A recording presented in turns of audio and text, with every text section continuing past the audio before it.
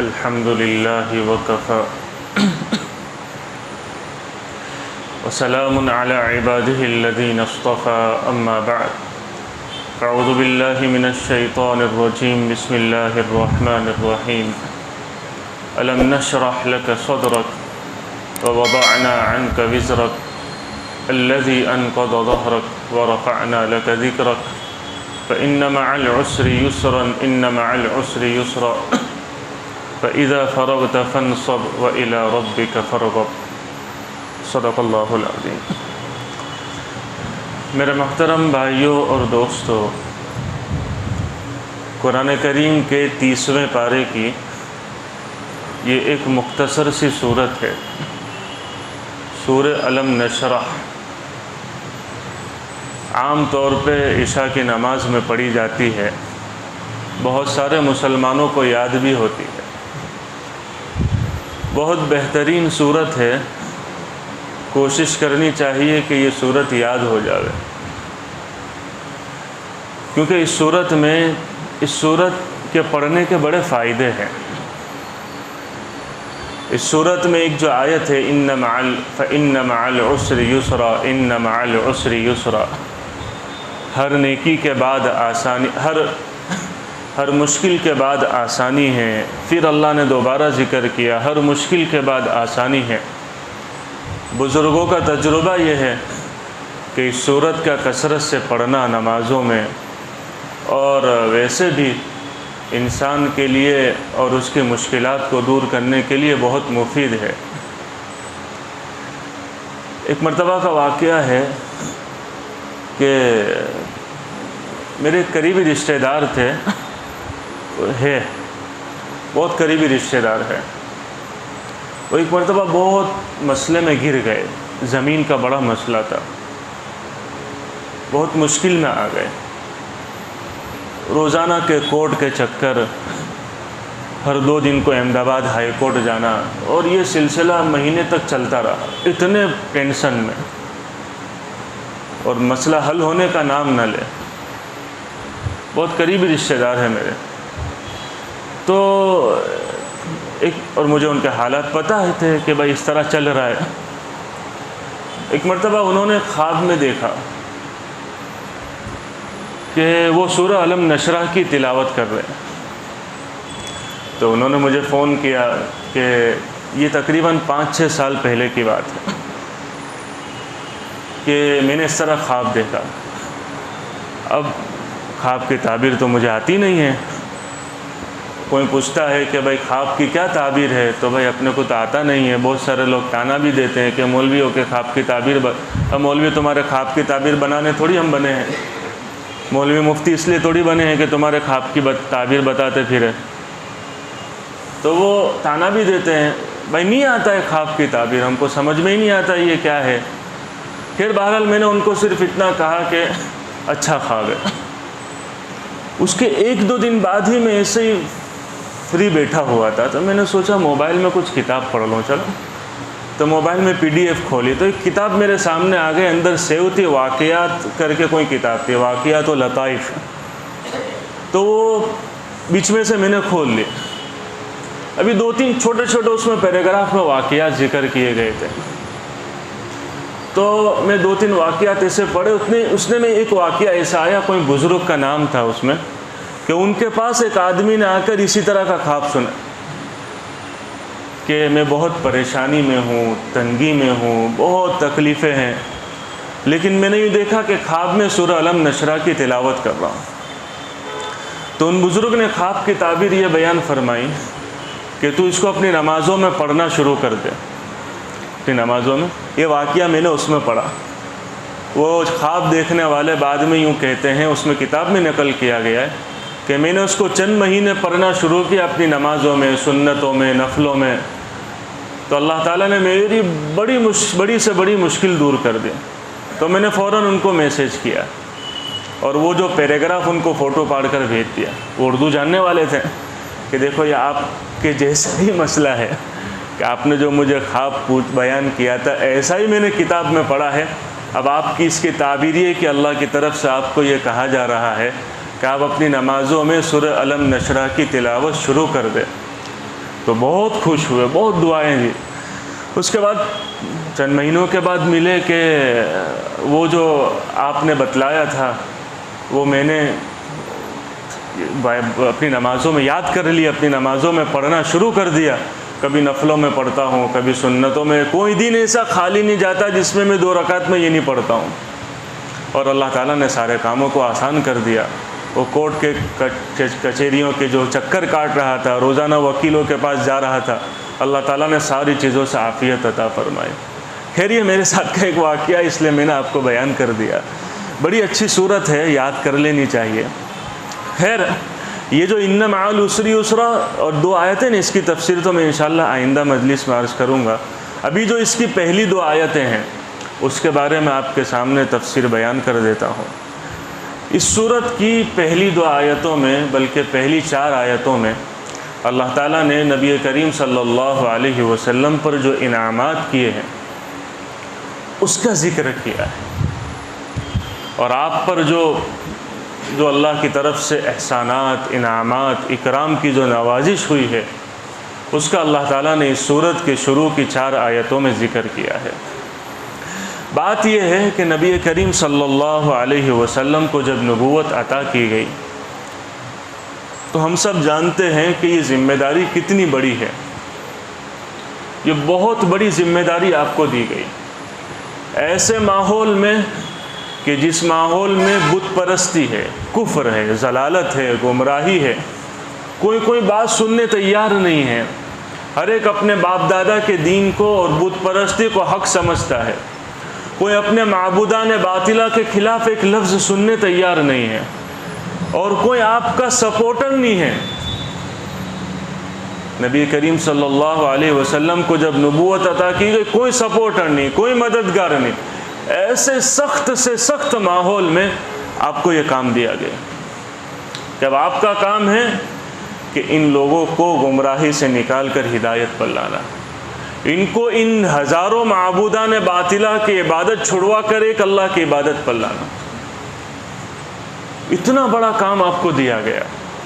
تو ظاہر ہے کہ جب پہلی ہی وحی آپ پر آئی نا تو آپ کو سخت ٹھنڈی میں بخار آ گیا، آپ کو بخار چڑھ گیا آپ کو، اور آپ کو احساس ہونے لگا کہ یار کام کیسے کروں گا میں، اتنا بڑا عرب ہے، اور بلکہ سارے عرب کو نہیں، پوری دنیا کا نبی بنا کر مجھے بھیجا گیا ہے۔ جب آپ یہ سوچتے نا تو سوچ کے ہی دوسرا کوئی بندہ ہو تو سوچ کے ہی بیمار ہو جاوے، اتنا بڑا کام آپ کو دیا گیا تھا۔ اور عمر کتنی تھی آپ کی؟ 40 سال۔ بھائی 40 سال کا آدمی ہوتا ہے تو اس کے بعد تو وہ اپنے کام دھندے کو بھی تھوڑا تھوڑا بچوں کو دینے لگتا ہے۔ بھائی ایک یہ دیا، ایک کو دیا، تھوڑا اس کو سپورٹ کیا، کیونکہ 40 سال کے بعد عام طور پہ انسان کی جو طاقت ہے وہ کمزور پڑنا شروع ہو جاتی ہے۔ ہاں یہ بات دوسری ہے کہ عقل ہے، سمجھ ہے، صلاحیت ہے اور فیصلہ لینے کی طاقت ہے، وہ مضبوط ہو جاتی ہے، تجربہ ہو جاتا ہے زندگی کا 40 سالوں کا، لیکن جسمانی طاقت وہ کمزور ہونا شروع ہو جاتی ہے۔ تو نبی کریم صلی اللہ علیہ وسلم کو 40 سال میں نبوت ملی، تو یہ وہ حال تھا کہ اتنا آدمی 40 سال کی عمر کو آگے جا رہا ہے، طاقت میں کمی آ رہی ہے، لیکن پھر اتنا بڑا کام دیا گیا ہے، تو ظاہر ہے کہ آدمی سوچ کے ہی بیمار ہو جاوے کہ کام کروں تو کیسے کروں۔ ایسے ڈھیٹ قسم کے لوگوں کو کہ جو کوئی بات سننے تیار نہیں ہے، ان کو سمجھاؤں تو کیسے سمجھاؤں؟ بھائی میں اور آپ اللہ کا کرم ہے مسلمانوں کے گھر میں پیدا ہوئے ہیں، تو ہمارے دلوں میں بت پرستی کی اتنی قباحت نہیں ہے، ہمارے دلوں میں بت پرستی کی اتنی ہم جانتے نہیں کہ بت پرستی کیا ہے،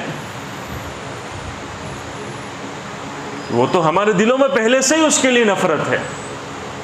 لیکن مسلمانوں میں ہی بہت سارے وہ کہ جو سنت کے راستے سے ہٹے ہوئے بدعت کے راستے پر ہے، آپ ان کو بدعت کی برائی کریں گے تو بھی وہ آپ کے دشمن ہو جائیں گے۔ جو سنت کے راستے سے ہٹے ہوئے ہیں اپنے آپ کو مومن کہتے اور وہ مومن ہی ہیں، لیکن بدعت کے راستے پر ہے، تو آپ ان کو بدعت کی برائی کر کے سنت کی اچھائی کریں گے تو بھی وہ آپ کے دشمن ہو جائیں گے۔ تو وہ کافر اور مشرک جو اللہ ہی کو نہیں مانتے ہیں، ان کے سامنے آپ ان بتوں کی برائی بیان کریں اور یوں کہے کہ تم آج سے نہیں، تم نہیں، تمہارے باپ دادا جس معبود کے سامنے ہاتھ جوڑ کے کھڑے ہو جاتے یہ معبود حقیقی نہیں ہے، یہ نفع نقصان کچھ دے ہی نہیں سکتے، ایسے وقت میں ایسی باتیں کرنا وہ ظاہر ہے دل گردے والوں کا کام ہے اور ان کی مخالفت یقینی ہے۔ تو اتنا بڑا کام آپ کو دیا گیا، اور اس کے ساتھ ساتھ اللہ کی طرف سے قرآن اترتا تھا۔ اب آپ چونکہ امی تھے، پڑھنا لکھنا نہیں جانتے تھے، جو قرآن اترتا اس کو یاد کرنا، اس کو دل میں محفوظ کرنا، دماغ میں اس کو محفوظ کرنا۔ اب سامنے کوئی چیز لکھا ہوا نہیں ہے، جیسے آج کا ہمارا بچہ 3-4 سال میں حافظ ہو جاتا ہے تو اس کے سامنے لکھا ہوا ہوتا ہے، تو اس کو پڑھتا ہے، بھولتا ہے پھر دیکھتا ہے، بھولتا ہے پھر دیکھتا ہے، اس کے لیے یاد کرنا آسان ہو جاتا ہے۔ اللہ کے نبی صلی اللہ علیہ وسلم لکھنا پڑھنا ہی نہیں جانتے تھے، اور پھر قرآن اتر رہا ہے، پھر آپ وہ ذمہ داری کب اس کو یاد کرو،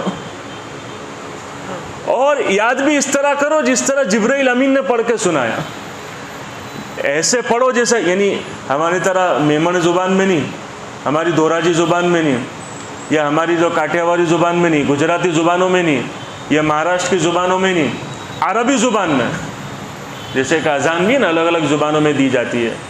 وہ ایک ویڈیو بیچ میں چلی تھی نا، ایک عرب لوگوں کی دعوت تھی، تو ایک جو تھے وہ بہت سارے لوگوں کی اذانوں کی نقل اتارتے تھے، تو کسی نے کہا مصر کی اذان کی نقل اتارے تو مصری، کسی نے کہا کہ ترکی تو ترکی، کسی نے کہا کہ یمن کی تو یمن، کسی نے کہا مکہ کی تو مکہ، کہ مدینہ کی، پھر اس نے پوچھا کہ بنگال والوں کی، تو بنگال والوں کی اذان کی نقل اتاری، اللہ اکبر اللہ وہ کر کے اتارے۔ تو وہ چونکہ قرآن اس طرح پڑھنا صحیح نہیں ہے، تو جبرائیل امین جس طرح جن طرز کے ساتھ، جس لہجے کے ساتھ پڑھ کر سناتے تھے، اللہ کے نبی کو کہا جا رہا ہے تم کو اس طرح یاد کرنا ہے، وہ طریقہ بھی یاد کرنا ہے۔ اور کتنی مرتبہ تو قرآن کریم کی 1-2 آیت نہیں، ڈھیر ساری آیتیں ایک ساتھ نازل ہوئی۔ یوں کہتے ہیں کہ سورہ اعراف جو 1.5 پارے جتنی ہے وہ ایک ساتھ نازل ہوئی، تو اللہ کے نبی پر یہ ذمہ داری تھی کہ وہ ایک ہی ساتھ 1.5 پارہ یاد کریں، کوئی معمولی کام تھا؟ اتنی ساری ذمہ داری، اب یاد بھی کرنا ہے، پھر اس کے معانی اور مطلب کو خود بھی سمجھنا ہے اور دوسروں کو بھی سمجھانا ہے، پھر وہ لوگوں تک بات پہنچانی بھی ہے۔ اتنا بڑا کام آپ کو دیا گیا ہے، اور پھر یہ سارا کام آپ کر رہے ہیں، اور پھر اس کے بعد آپ کی مکی زندگی 13 سال کی، مدنی زندگی 10 سال کی۔ اب مکی زندگی میں تو یہ حکم تھا کہ جو مار رہا ہے برداشت کرو، جو گالی دے رہا ہے برداشت کرو، تم کو صبر کرنا، اس کے علاوہ کچھ نہیں۔ مدینہ میں جب آئے تو اب حکم ہوا کہ اب آ رہے تو اب تیار ہو جاؤ، اب ان کی کوئی چیز برداشت نہیں کرنی۔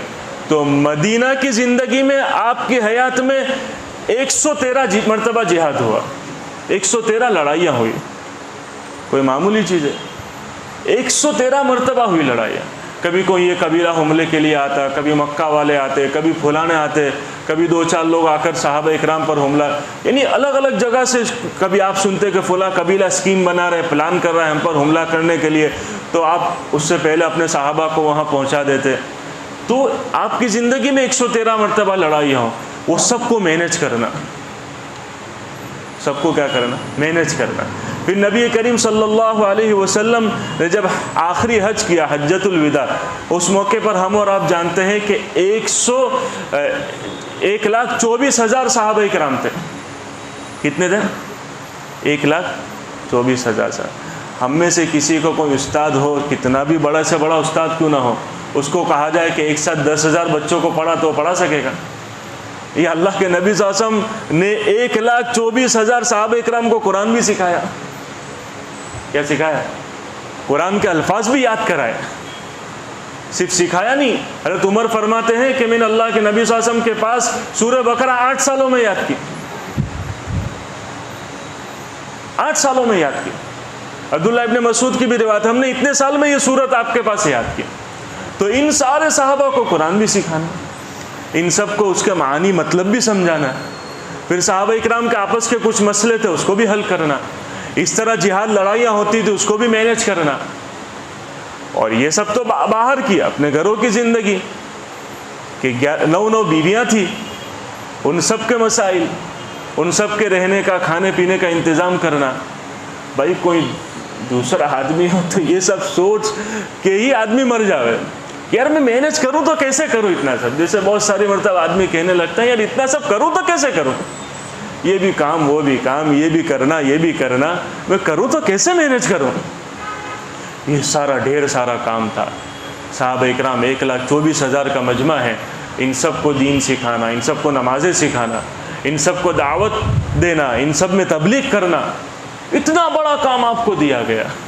تو اب ظاہر ہے کہ آدمی سوچ سوچ کے ہی مر جاوے. تو اللہ تعالیٰ نے یہ آیت نازل فرمائی, الم نشرح لک صدرک, کہ اے نبی صلی اللہ علیہ وسلم کیا ہم نے آپ کے سینے کو کشادہ نہیں کر دیا. اپنی نعمت اللہ نے بیان فرمائی, یعنی آپ کے سینے کو ہم نے اتنا طاقتور بنا دیا کہ آپ اتنی ساری ذمہ داریوں کا بوجھ برداشت کرنے کے قابل ہو گئے. اتنا مضبوط ہم نے آپ کا سینہ بنا دیا. اور یہ سارے کام میں آپ کوئی ہڑبڑا نہیں جاتے تھے, جیسے کہ ہم جو کبھی ہڑبڑا جاتا ہے آدمی کہ کیسے کروں, نہیں, سارے کام اپنے وقت پر اچھے سے ہو رہے. یہ اللہ نے آپ کے سینے کو ایسا کشادہ کر دیا کہ ہر چیز کو برداشت کرنے کی اور ہر ذمہ داریوں کو اٹھانے کی آپ کے اندر طاقت آ گئی. جیسے آدمی کہتا ہے کہ یار ایک طرف باپ بوڑھا ہو گیا ہے تو باپ کی بھی ذمہ داری, اس کی دوائی کے خرچے, ماں بیمار ہو اس کی دوائی کے خرچے, کام کاج پر بھی جانا ہے, کبھی بچہ بیمار ہو جاتا ہے اس کا بھی خرچہ, یہ وہ, میں سب کو مینیج کروں تو کیسے کروں. پھر ایک طرف دوست ہے, ایک طرف یہ ہے فلانا ہے, ایک طرف دکان کے آدمی ہیں. آدمی کبھی کیا ہے یہ سب سوچ سوچ کے ٹینشن میں گر جاتا ہے. تو اللہ تعالیٰ یوں کہہ رہے ہیں کہ نبی صلی اللہ علیہ وسلم اتنی ڈھیر ساری ذمہ داریوں پر, اتنی ڈھیر ساری ذمہ داریاں ہم نے آپ پر ڈالی, لیکن آپ کو تنہا نہیں چھوڑا. ہم نے آپ کے سینے کو ایسا کشادہ کر دیا, سینہ کھول دیا.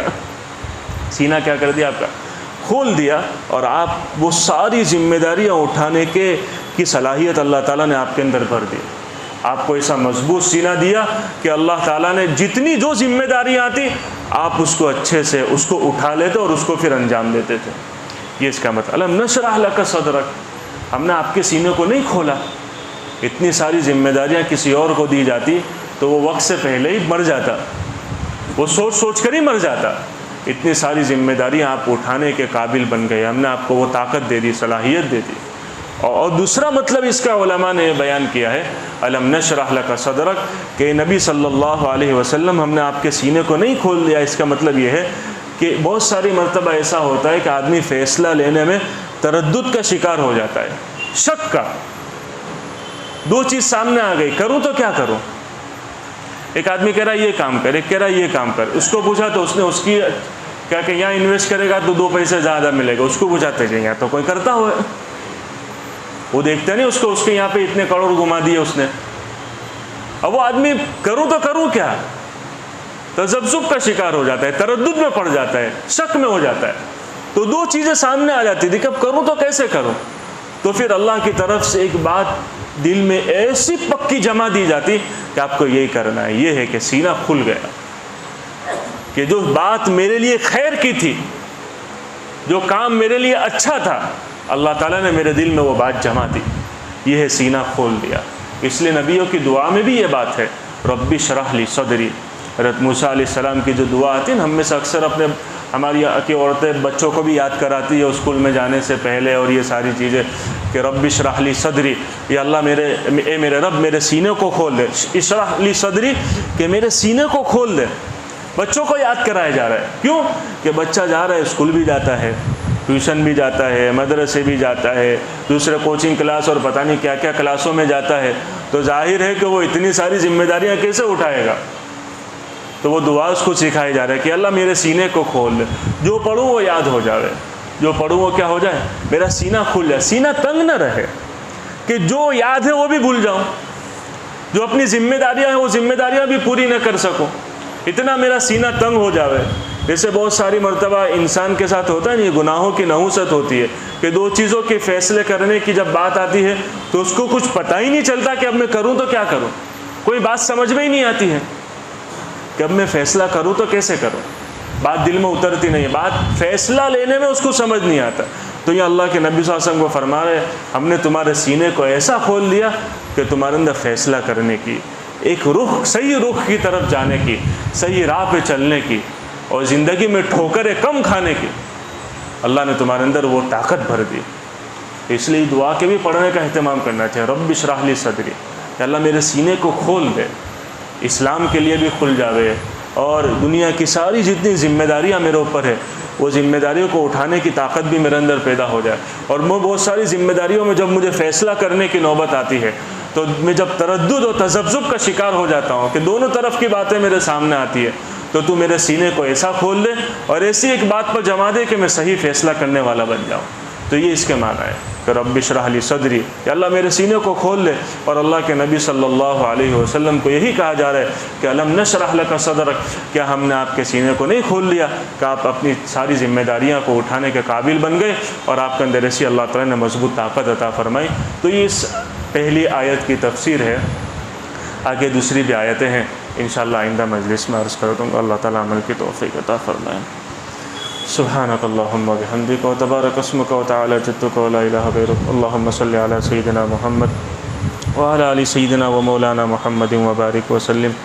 ربنا آتنا فی الدنیا حسنہ وفي الآخرة حسنة وقنا عذاب النار، اللهم إنا نسألك الجنة وما قرب إليها من قول أو عمل، ونعوذ بك من النار وما قرب إليها من قول أو عمل، اللهم إنا نسألك من الخير كله عاجله وآجله ما علمنا منه وما لم نعلم، ونعوذ بك من الشر كله عاجله وآجله ما علمنا منه وما لم نعلم، اللهم إنا نسألك من خير ما سألك منه نبيك سيدنا محمد صلى الله عليه وسلم، ونعوذ بك من شر ما استعاذك منه نبيك سيدنا محمد صلى الله عليه وسلم، وأنت المستعان وعليك البلاغ ولا حول ولا قوة إلا بالله، وصلى الله تعالى على النبي الكريم، آمين برحمتك يا أرحم الراحمين۔